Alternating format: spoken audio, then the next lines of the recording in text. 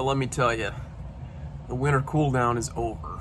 I had another card show today, and it was crazy, just like the last one I had.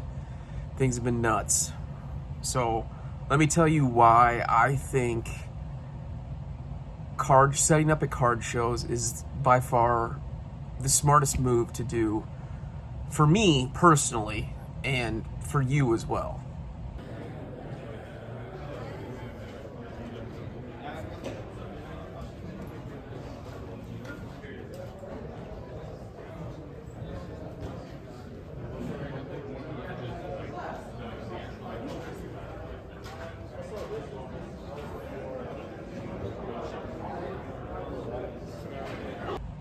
I really think it's an excellent source for sourcing.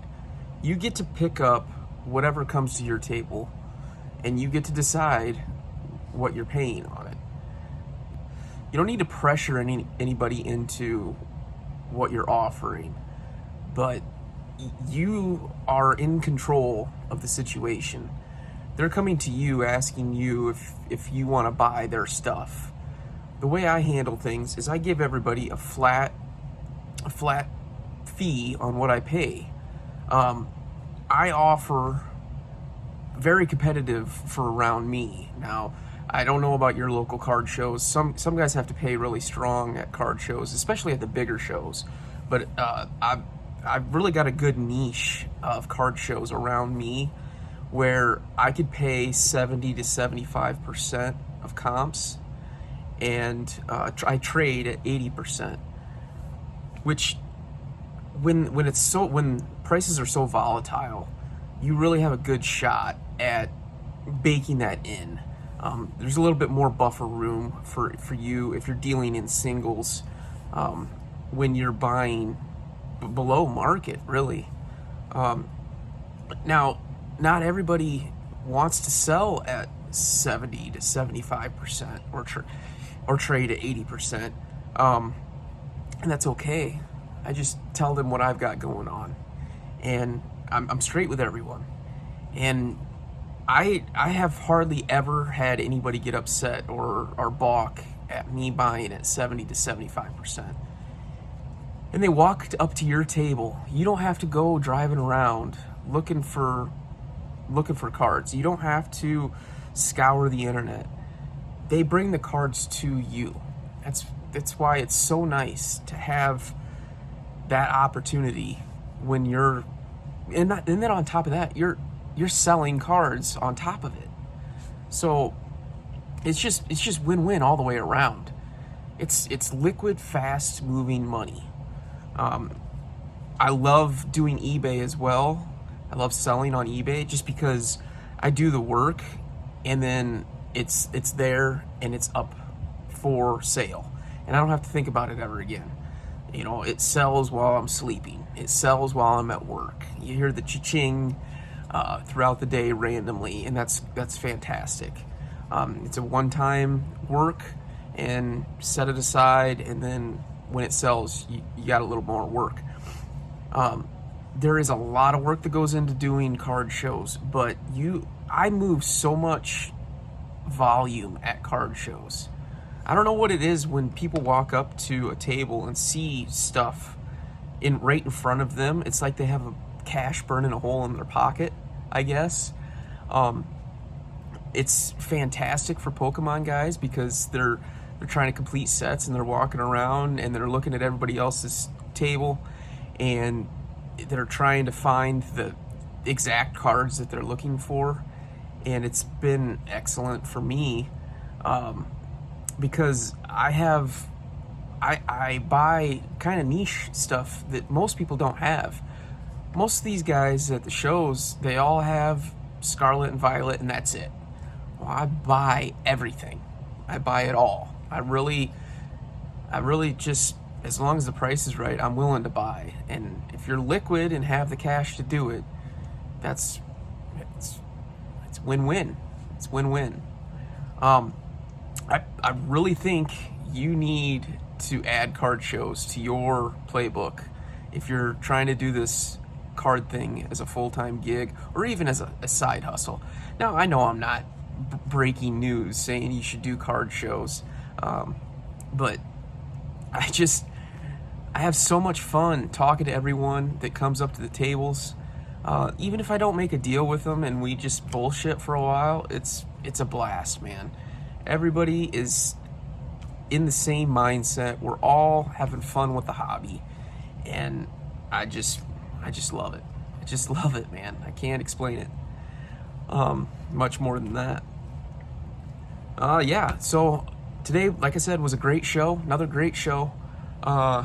Picked up some awesome stuff. I had a deal that I made with a guy way back in August, and we haven't been able to meet up. We had a trade offer or trade deal amongst the two of us with some cash on top, and the prices have gone up and down, and we both are cool guys that agree with each other, and we kept the deal the same all the way through. I ended up with a 151 ETB finally for my collection. In hindsight, my son ripped some 151 back in the day, gave it to him for Christmas, and I should have kept one for my collection, and I never did. And we hit the boom, and things went nuts. So, but now I finally got one. I finally got one to put up on my shelf, and I'm super excited about that.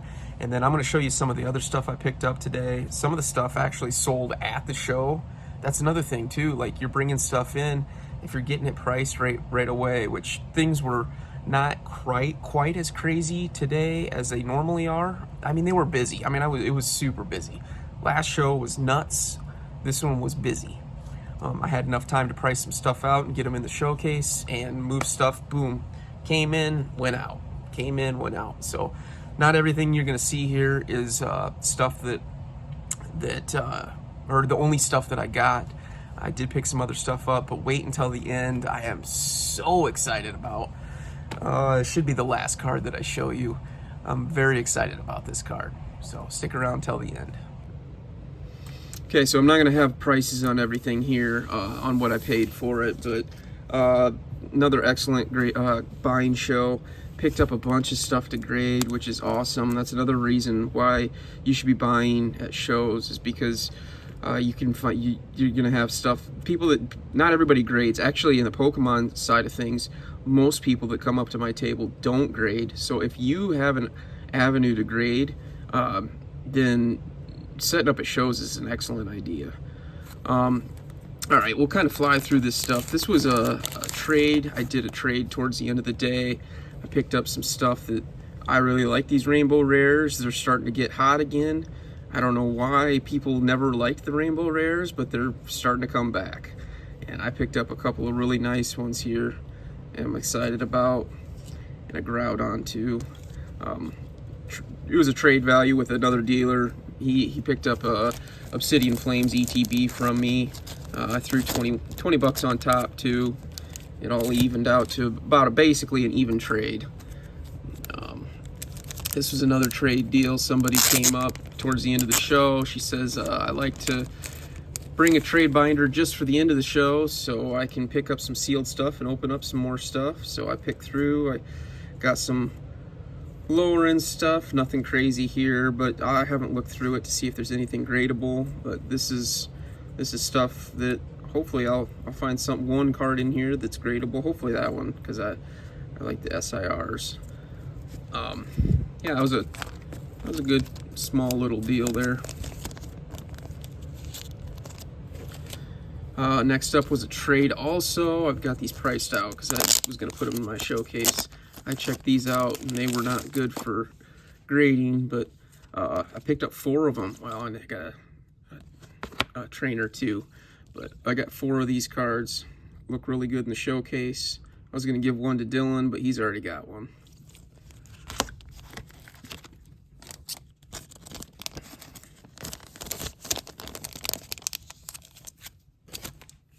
Yeah, actually, most of my sports stuff, I'll get into some sports stuff here, mix it up a little bit. Most of my sports stuff I had right in the showcase. Most of it moved, but picked up a T-Law case hit. I think I paid 15 for this. It's worth like 25, so yeah, it's a good pickup. Got some low-end autos. I didn't price these out. They're not super high-end guys, so I offered the kid $1 a piece. He says, I'm just trying to get rid of them, man. So this is stuff at $1 a piece. I'll put them up on eBay, and we'll see what we get out of those. I got a Myles Garrett numbered card. I think picking up his numbered stuff is a good idea, since he is by far going to be a Hall of Famer. Set the sack record this year, so good pickup there. Low end short print, and then we're going to be back to some Pokemon. Like I said, sports wise, most of it went back into my showcase. A lot of it moved right away, so that was basically what I got left for sports, except for the last card. Man, I'm excited about this last card. But let's keep going here. This was another trade, I believe. Trainer SIRs, I think, are a good investment right now. And then more rainbows. Love the rainbows. Low-end stuff. SIR, low-end. Articuno. Spidops, low-end SIRs. I think those are the move.